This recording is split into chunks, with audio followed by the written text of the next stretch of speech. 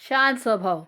कल रात्रि भोजन के पश्चात घर के सामने बने पार्क में वॉक करते हुए बेटे ने अपने एक मित्र का नाम लेकर बताया कि 2 दिन के बाद उस लड़के का जन्म दिवस है और उसने जन्म दिवस की पार्टी की अधिकतर जिम्मेदारी इस पर ही छोड़ी हुई है। बेटे ने आगे कहा, माँ, वो सभी दोस्तों में सबसे अधिक विश्वास मुझ पर करता है। उसे लगता है कि मैं सब कुछ अच्छे से अरेंज करवा पाऊंगा। मैंने पूछा, तुम अपनी नौकरी में इतने बिजी रहते हो, शाम को भी 7-8 बजे से पहले घर नहीं आते, फिर ये सब कैसे मैनेज करोगे? बेटा हंसकर बोला, थोड़ी मेहनत लगेगी, लेकिन करना ही पड़ेगा। अपना काम जरूरी है तो दोस्त भी उतने ही जरूरी हैं। दोस्तों के लिए तो रात को जागकर काम करना पड़े तब भी करूंगा, और अगले दिन ऑफिस भी जाऊंगा, क्योंकि दोनों के लिए ही मैंने छुट्टी लेने जैसी या अवेलेबल न होने जैसी दूसरी कोई ऑप्शन नहीं रखी हुई। मेरे मन में एक और शंका ने अपना सिर उठाया, जिसे दूर करना मैंने आवश्यक समझा। मैंने उससे पूछा, ये तुम्हारा वही वाला दोस्त है ना, जिसने पिछले वर्ष अपने जन्म दिवस पर तुमको नहीं बुलाया था? तब तुम थोड़ा परेशान भी हुए थे, फिर अब ऐसा क्या हुआ कि वो सबसे ज्यादा तुम पर ही विश्वास करता है? वह मेरे मन की शंका समझ रहा था। मेरी उलझन दूर करने के लिए वह बोला, उसके जन्मदिवस के अगले ही दिन उसके दादाजी की तबीयत खराब हो गई थी। जैसे ही मुझे पता चला, मैं उसके घर पहुंच गया और बिना फालतू समय गवाए फटाफट एम्बुलेंस बुलाकर दादाजी को अस्पताल पहुंचा दिया। उसके घर वाले तब तक हैरान परेशान ही खड़े थे। तब तक तो दादाजी अस्पताल पहुंच चुके थे। उस दिन के बाद से उसके घर वाले मुझे उससे भी ज्यादा मानते हैं। हाँ, याद आया, उसके दादाजी के विषय में तुमने बताया तो था, पर एक बात बताओ, उस समय तुम्हारे मन में एक बार भी नहीं आया कि उससे या उसके परिवार से मुझे क्या लेना, मैं क्यों उनके घर जाऊं? क्योंकि एक दिन पहले ही उसने मेरे साथ परायो जैसा बर्ताव किया था। मैंने अगला प्रश्न पूछा। बेटा शांत भाव से बोला, माँ, जिसे एक बार दोस्त मान लिया, फिर मैं उसके लिए हमेशा अवेलेबल रहता हूँ। उसके अच्छे बुरे व्यवहार का इतनी जल्दी असर नहीं पड़ता मुझ पर। अगर कोई फालतू की चालाकी करता ही चला जाए, तब उसका नाम मेरी फ्रेंड लिस्ट से कट जाता है। लेकिन किसी दोस्त के एक बार के व्यवहार को मैं मन पर नहीं लेता हूँ। जो कोई एक आध बार ऐसा बर्ताव करता है, उसे जल्दी ही अपनी गलती समझ आ जाती है।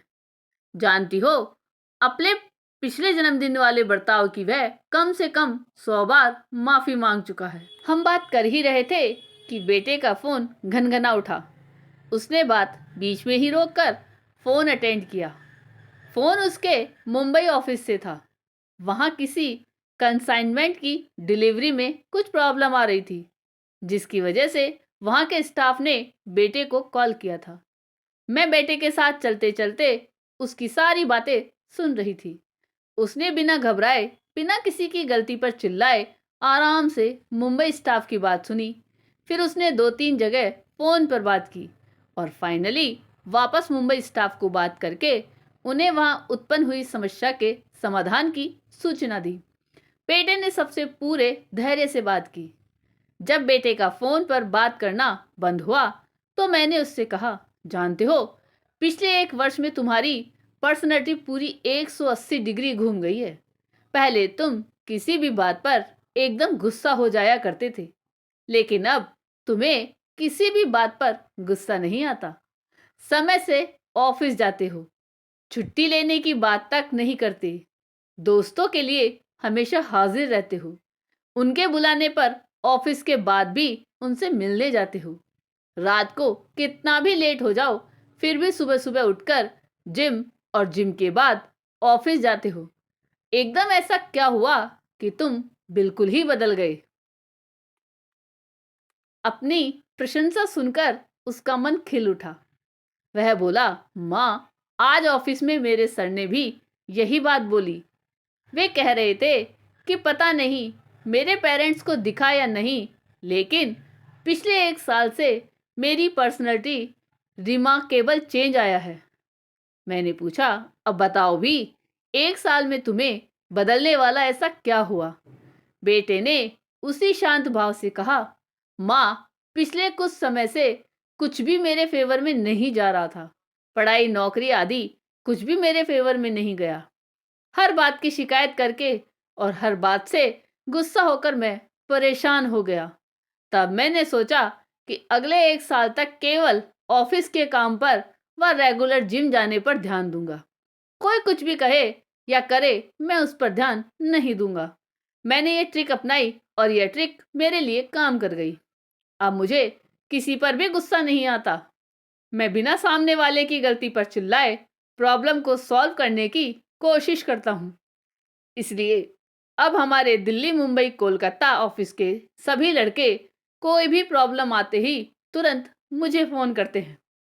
अब किसी और का चीखना चिल्लाना, लड़ना झगड़ना या कोई चालाकी करने की कोशिश करना मुझे बहुत छोटी बात लगती है।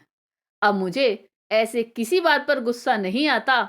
मैंने चुटकी ली, तुमने परिवार का नाम तो लिया ही नहीं।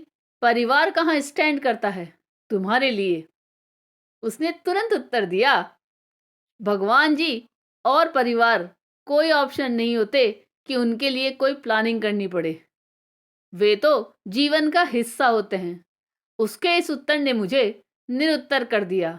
तब तक वॉक का टाइम समाप्त हो चला था। हम माता पुत्र अपनी वार्ता पर विराम लगाकर घर की ओर चल दिए। दोस्तों, सच ही तो है, ईश्वर व परिवार ऑप्शन नहीं होते जो उनके लिए कुछ करने से पूर्व सोचना पड़े। बेटे की बातों ने मुझे बहुत कुछ सिखाया। पहली सीख थी, जिसे मित्र कह दिया उसकी छोटी बड़ी हर प्रकार की बातें अनदेखी करने पर ही दोस्ती लंबी चल सकती है। बेटे से हुई बातों की सबसे बड़ी सीख थी, जब कुछ भी आपके फेवर में जा रहा हो, तब अपने काम व अपनी हेल्थ को अपनी स्ट्रेटेजी बनाइए। स्ट्रेटेजी अच्छी चले या ना चलती दिखे, फिर भी लंबे समय तक उसी पर टिके रहिए। देखिएगा, एक दिन और कुछ बदले ना बदले, आप अवश्य बदल जाएंगे। ये कहानी आपको कैसी लगी, यह कमेंट करके जरूर बताइएगा। चैनल पर नए हो तो सब्सक्राइब जरूर कीजिएगा और वीडियो को लाइक और शेयर कीजिएगा। धन्यवाद।